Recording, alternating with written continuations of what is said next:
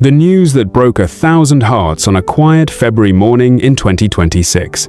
She was only 51. To the world, she was a face you knew, but couldn't quite place the queen of the Vancouver Scream, the woman who could make you weep in one scene and recoil in terror the next. We dive straight into the irony of her life, a woman who spent decades portraying the undead, the supernatural, and the resilient, finally facing a monster that no script could defeat. We flash through her most haunting roles, the distorted face of Jennifer, the tragic Karen Singer reminding the viewer that while we watched her die on screen a dozen times, this time, the credits didn't roll. The music shifts from a somber drone to a rhythmic driving beat. We go back to the beginning, Nova Scotia, 1974. We paint the picture of a young girl who didn't dream of Hollywood, but of survival. We see the grainy 90s footage of her early modeling days, the struggling artist trope personified, until she landed a bit part in Happy Gilmore. But Carrie wasn't built for slapstick. She was built for the shadows. We explore her ascent through the Vancouver acting circuit, the Hollywood North where she became a staple. We highlight the grit it took to move from uncredited girl to the title character in Dario Argento's Masters of Horror. We describe the transformation into Jennifer, the hours of prosthetics, the loss of her own identity to become a creature of pure, carnal nightmare. This was the moment the industry realized she wasn't just a guest star, she was a force of nature. Now, the music swells into a melancholic orchestral piece. We pivot to the role that defined her for a generation, Karen Singer. In a show about brothers who lost everything, Carrie Ann Fleming provided the ghost of a mother, a wife, and a home. We analyze the Karen Singer episodes, the tragedy of a woman killed by a demon, resurrected as a zombie, and forced to beg her own husband to kill her again. It's heavy, visceral television. We weave in the behind-the-scenes reality, that while she played the tragic wife of Bobby Singer, she was building a real-life bond with the cast. We mention Jim Beaver's real-world grief, blurring the lines between the show and reality. We also touch on her 5-season run as Candy Baker in iZombie, showing her range from heartbreaking tragedy to the colorful, quirky world of the undead, proving she could own any universe she stepped into. The pace slows. The visuals become softer personal photos, candid smiles, the Pacific Northwest coastline. We address the why and the how. The script turns to her private battle with breast cancer. We talk about the strength it takes to keep the cameras rolling while your body is at war with itself. There were no press releases, no public pleas for sympathy, just a woman working, mothering, and living until the very end. We frame her final years in Sydney, BC, not as a decline, but as a masterclass in dignity. We speak about her daughter, Madeline Rose, and the legacy of a mother who was a warrior both on screen and off. This isn't just about an actress dying, it's about the light of a powerhouse of vitality finally flickering out, leaving a void in the Vancouver film community that no one else can fill. The music fades to a single, pulsing note. We show a montage of her final frames, the way she looked at the camera, a mix of defiance and softness. We remind the audience that, in the digital age, actors never truly leave us. They are trapped in the amber of 24 frames per second. We end with a powerful call to action, to remember the names of the character actors who hold our favorite stories together. As we show a final smiling photo of Carrie Ann Fleming against a sunset, the narrator leaves the viewer with one haunting thought. In the world of the supernatural, ghosts are hauntings, but in our world, they are memories. And Carrie Ann Fleming will be a memory that refuses to fade. The screen fades to black with two dates, 1974, 2026. The flickering candle from the start is blown out. Silence. Today I'm going to ask Kendra's father, Mr. Caldwell, a very important question. The guy goes to ask the father of the bride he wants to marry if he can marry her. There's always butterflies in your stomach. You know, you always are a little bit nervous. I just had a question I was going to ask you regarding Kendra and I have been... He was supposed to be the safe one, the quiet Duggar, the one who stayed away from controversy, built a simple life, and never made headlines. But today, that image is shattered, because what just happened has shocked even the people who thought they had seen everything from this family. And the most disturbing part? It feels hauntingly familiar. For years, the Duggar name has been surrounded by controversy. Ever since the crimes of the eldest son, the family has lived under a cloud of scrutiny. Many believe the worst was already behind them, that the scandals were isolated, painful, but over. But as of March 18, 2026, that belief has been completely shaken. Joseph Duggar, the brother who once publicly condemned wrongdoing, has now been arrested. And the charges are deeply disturbing. On Wednesday, March 18th, 31-year-old Joseph Duggar was taken into custody and booked at the Washington County Jail in Arkansas. But this isn't where his case will be handled. He is currently awaiting extradition to Bay County, Florida, where the alleged crime took place. And what investigators are saying is difficult to process. The charges stem from a family vacation back in 2020 in Panama City Beach.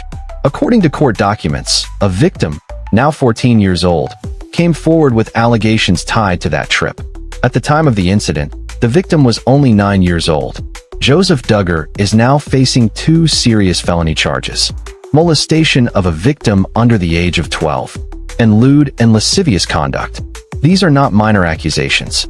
These are life-altering, criminal allegations that could carry decades of prison time if proven in court.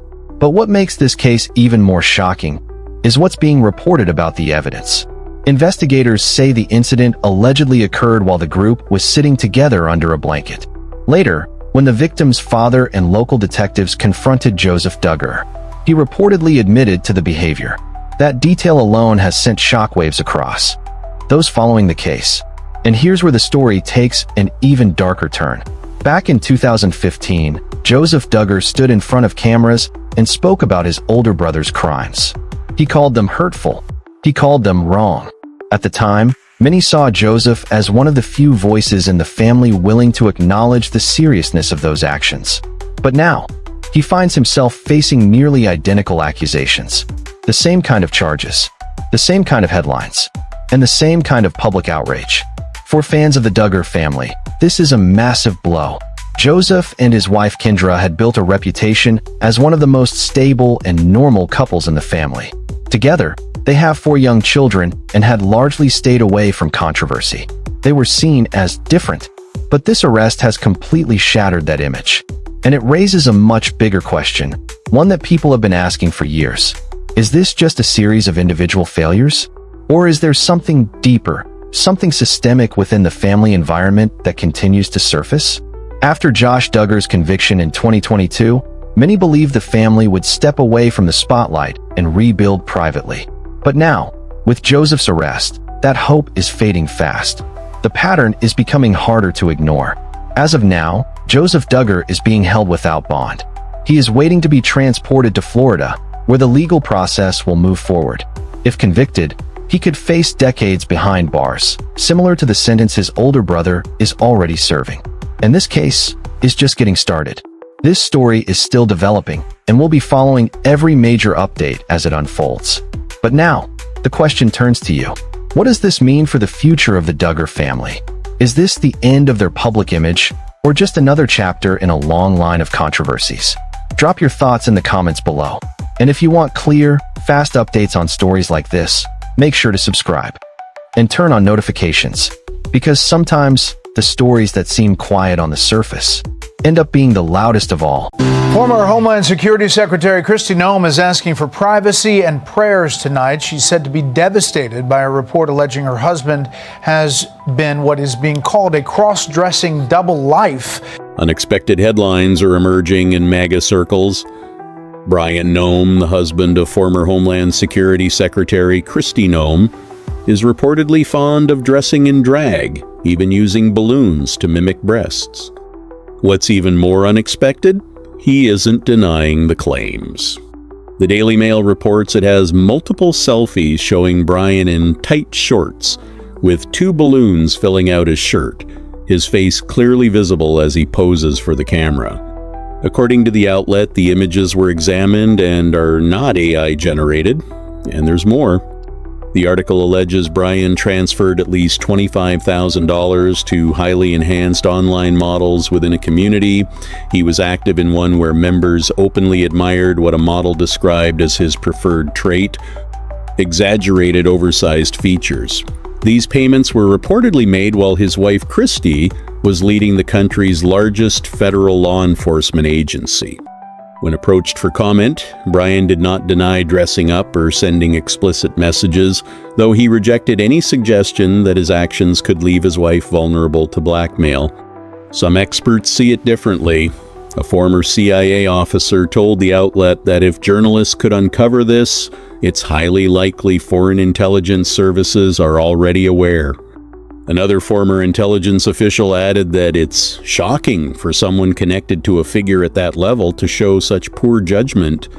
As for Christie, a spokesperson said the situation caught her and her family completely off guard, and they are leaning on their faith for support. The representative told the New York Post that Miss Gnome is deeply shaken, describing the situation as blindsiding and asking for privacy and prayers. Before these claims surfaced, Brian kept a relatively low profile. The former First Gentleman of South Dakota recently appeared in headlines for remaining composed while his wife addressed allegations of an affair with aide Corey Lewandowski, claims she dismissed as tabloid nonsense. However, Brian's situation may prove more difficult to brush aside. The insurance agent did not issue a full denial, and one model cited by the outlet claimed he was open about having a wife and family, even sharing his real business phone number, complete with a voicemail greeting from Gnome Insurance. Another model, who identified him quickly, reportedly asked about rumors involving his wife and Corey. His alleged reply, "I'm aware there's nothing I can do about it." The light is starting to fade. It's the update from Married at First Sight coach Mel Schilling on her cancer battle. What's more devastating, it's spread to her brain, and she has little time left.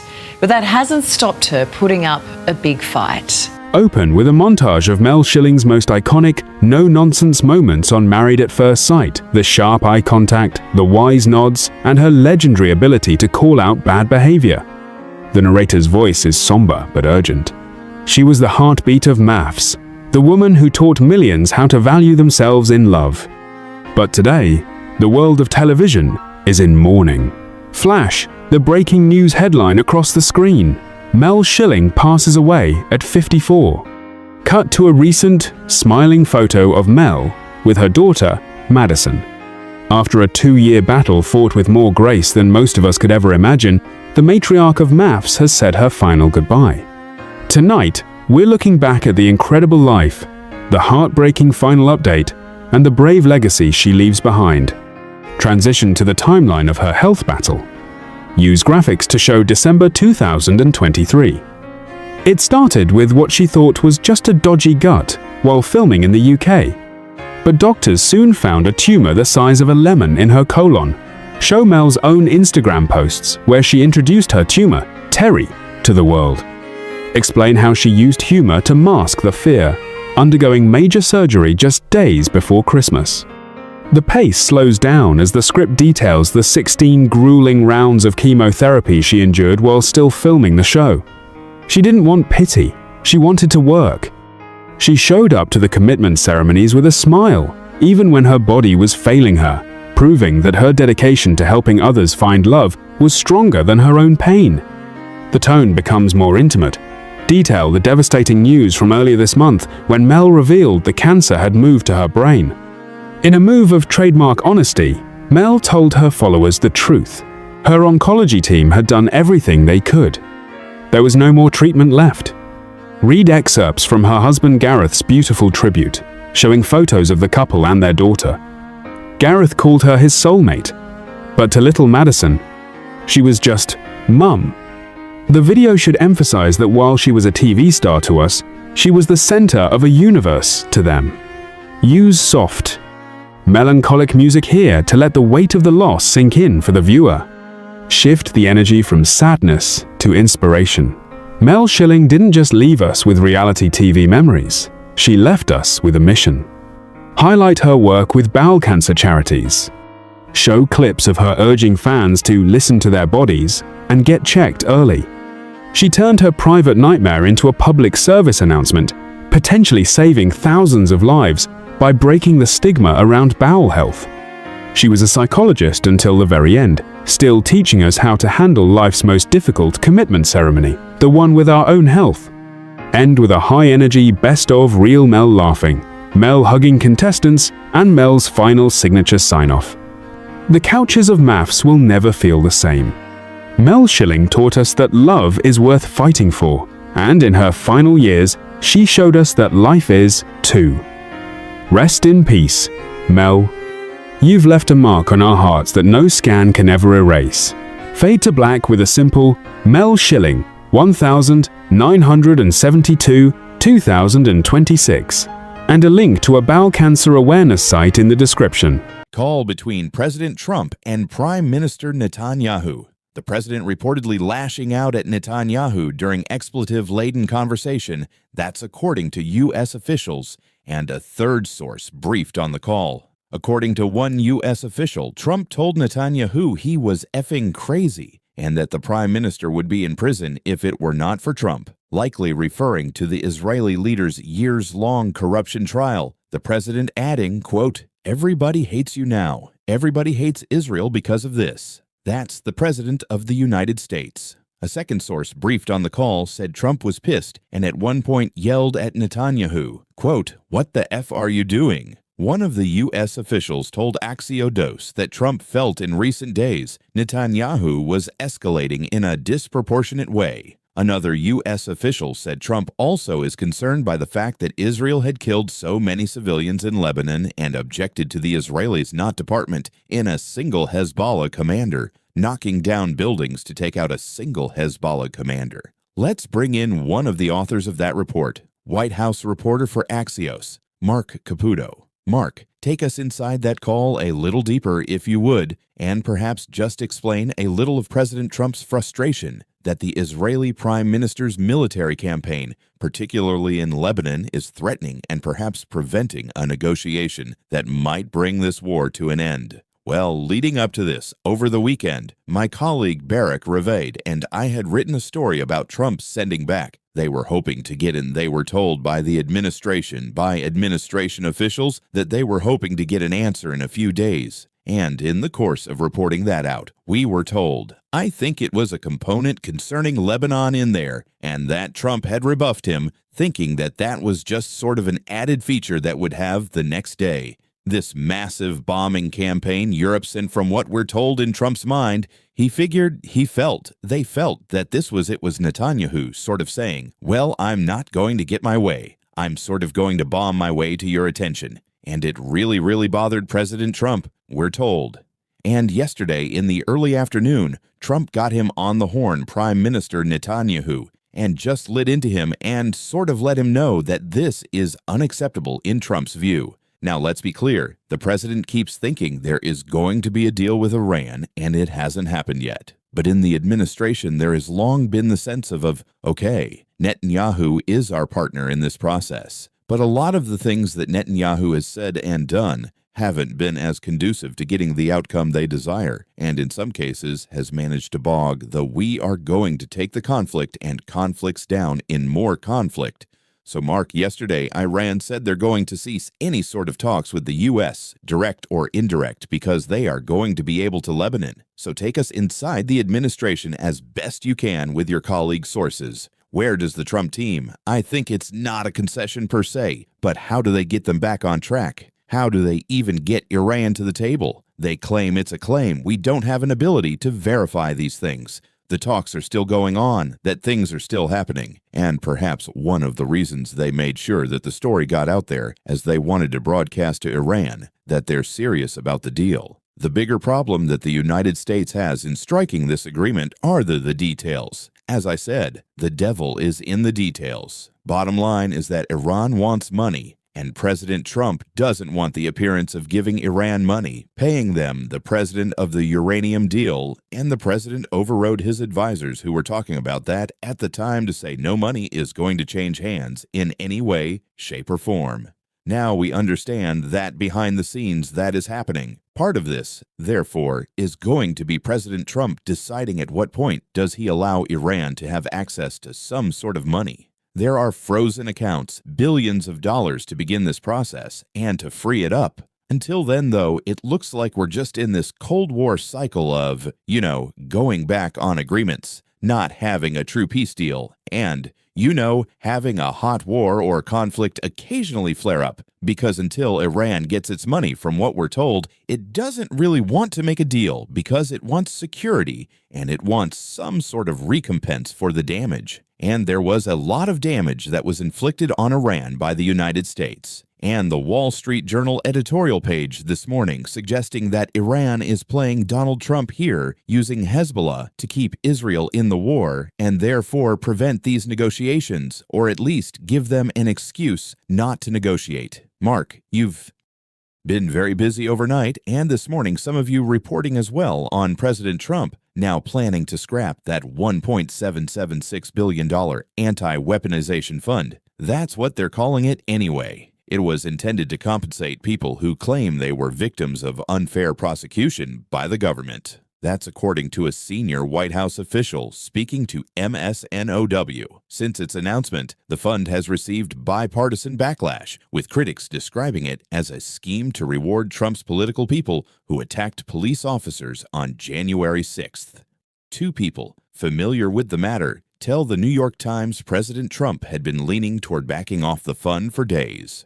The move, that is when a hearing on the talking about the federal judge's temporary order not to proceed with any steps to launch that fund until at that, is when a hearing on the matter is scheduled. But one issue remains unclear, whether getting rid of the fund will affect another part of the legal settlement in the case, namely if it provides Trump, his family, and his businesses with immunity from current and pending IRS audits. Senate Minority Leader Chuck Schumer said Democrats will push a bill this week to ban the fund permanently, arguing Trump's verbal assurances mean nothing. Mark, you reported this yesterday. MS now matched your reporting on the story. This is obviously a deeply unpopular idea, and one of the few times we've seen at least members of the Senate in the Republican Party push back pretty loudly on an idea of President Trump's.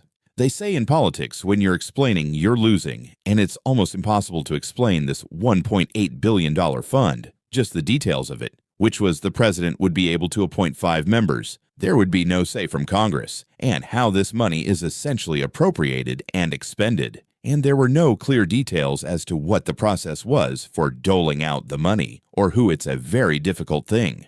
Also, in the administration itself, there has been a lack of understanding of just how this came about. The president's personal lawyers, including Boris Epshteyn, who's a longtime close advisor, and the Attorney General, Todd Blanche's office, it wasn't Blanche himself, have a close relationship.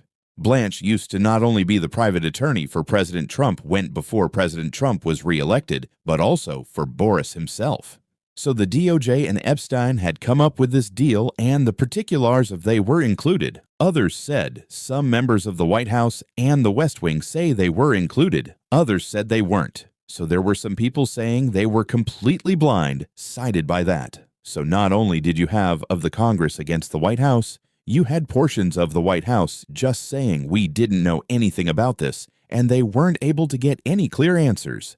Not a great way to get anything done. And the result was finally President Trump, from what we understand, was told, look, I just can't go forward with this anymore. He's got a lot of things on his plate. We just discussed a huge one, and in the end, it's just one of being just a big distraction. Now let's be clear in our story there. The sources we talked to said that this is dead for now. I think for now is an important word, because President Trump does believe that government was weaponized against a number of people, and some of those people are very close friends of his, and they do want some sort of remuneration or recompense. And so I wouldn't be surprised if some form or some measure like this, or some sort of fund came back. But it would probably have to be more in the sunshine, so you'd have less opposition. So Mark, what's your sense from your reporting? there was a lot of discontent among some members of the United States Senate towards the fund. John Thune in particular said something that indicated he was not in favor of it. But do you think that this is a start to opposing Trump, being able to stand up and say out loud, "I don't like this"? Or is this the Congress? What is a one-off? I can't say either way. I mean, the Congress, Republicans in Congress, have looked at the prior primary results where President Trump has taken out sitting members of both Senate, and he is very popular. He has a big stick. He walks loudly and wields a big stick, and so they are scared of it. There are certain things that they just can't eat, and I think it's on a case-by-case basis. President Trump's decision to endorse Ken Paxton over John Cornyn, the sitting senator from Texas, really rankled a lot of Republican senators in the wrong. It's not a lot of factors that are involved here in this opposition that you're seeing rise up from the Senate. And then, of course, overlaying all this unpopular war in it makes the political environment really challenging to say the least. And Willie, just to underlie what Mark said about this fund is gone for now, there were some Democrats in the Senate.